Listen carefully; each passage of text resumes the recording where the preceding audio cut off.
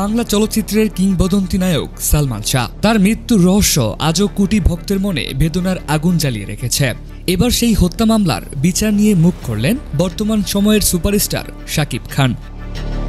তার বক্তব্য ঘিরে তোলপাড় শুরু হয়েছে পুরো চলচ্চিত্র পাড়ায়।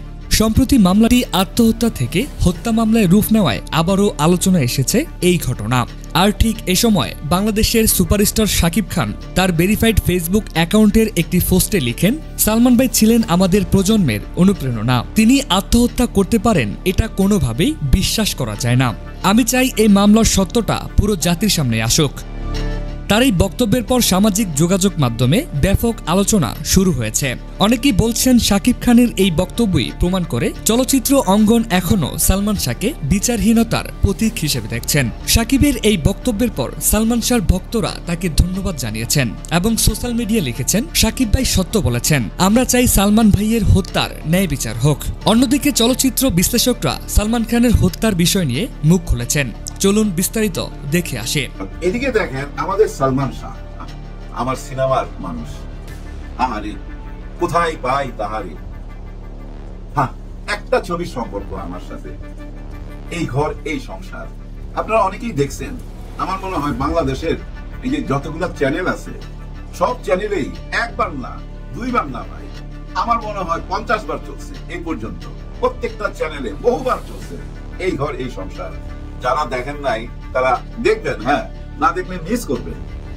যাই হোক, ওই ছবি করতে যায় প্রথম দিনই তার সাথে আবার একটা ঘটনা ঘটছিল, যেটা পরে আমি জানতে পারছি তার মৃত্যুর পর সালমান শাহর মা আমাকে একদিন ফোন দিছিল। তো ওনার ফোন পেয়ে নেচারালি বুঝে নিত সালমান শাহর মা অনেক কথার মধ্যে চোখে পানি ধরতেছিল আমার, উনিও কাঁদতেছিলেন। তখন উনি আমাকে বলতেছিলেন যে আমার ছেলের একটা ডায়েরি আছে, আমার ছেলে ডায়েরি মেনটেন করতো, এটা কি আপনি জানেন? আমি না তো।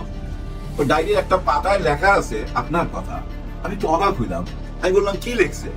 ওইখানে লেখা আছে যে বহু ছবি কাজ করলাম, কিন্তু আজকে একটা বহু ছবি কাজ করছি, আজকে একজন সত্যিকারের পরিচালকের সাথে কাজ করলাম, যে পরিচালক আমাকে বকা দিল, আমার চোখের পানি ঝরলো, কিন্তু তার প্রতি রইল আমার শ্রদ্ধা। দেখেন, চোখের পানি ঝরছে, তারপরও আমার প্রতি শ্রদ্ধা।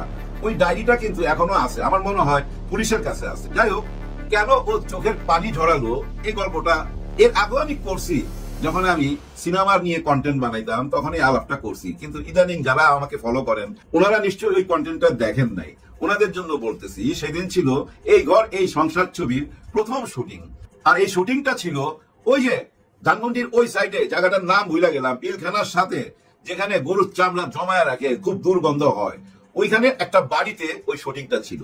কেন ওই বাড়িতে ওরকম একটা ওর জায়গায়? কারণ ওই বাড়িটা ছিল আমার বোনের। হ্যাঁ, উনি আমার দূর সম্পর্কের বোন। ওনার বাড়ির 5 তলার মধ্যে আমি সেট ফেলছি, যেহেতু ছবিটা বাজেটের মধ্যে, কম বাজেটে। আর এই ছবিটার প্রডিউসার ছিল, আর এই ছবিটার প্রডিউসার আমরা দুইজন, আমি আর খলিল ভাই, বিখ্যাত অভিনেতা। হ্যাঁ, সেই খলিল ভাই, উনি আর আমি প্রডিউসার। বাজেট মাত্র 20-22 লাখ টাকা। উনি অর্ধেক দিবে, আমি অর্ধেক দিব। 95 সালের শেষের দিকের কথা। তখন ওই বাজেটের মধ্যেই ছবি হয়ে যেত।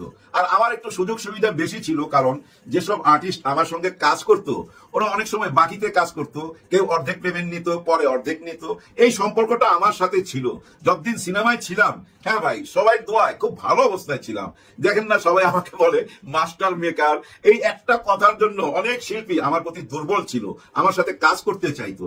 ঠিক তেমনি সালমান শাহর সাথে যখনই এফডিসিতে দেখা হইতো তখনই জড়ায় ধরতো। একটা অভ্যাস আছে কিন্তু, মানুষকে খুব আপন কইরা নিতে পারে। দৌড় দিয়ে আইসা না, পিছন দিক দিয়ে জড়ায় ধরতো, আর কানের কাছে বলতো, কবে আপনার ক্যামেরার সামনে আসুন। আমি তখন বলতাম, হ্যাঁ, খুব তাড়াতাড়ি, খুব তাড়াতাড়ি। যাই হোক, একটা টাইমে সুযোগ চলে আসলো, আমি সেই সুযোগটা সৎ ব্যবহার করলাম। ওনাকে আমি ডাকলাম, সালমান শাহকে, যে আমরা একসাথে কাজ করতে চাই। ওই টাইমে সালমান শাহ 6 লক্ষ টাকা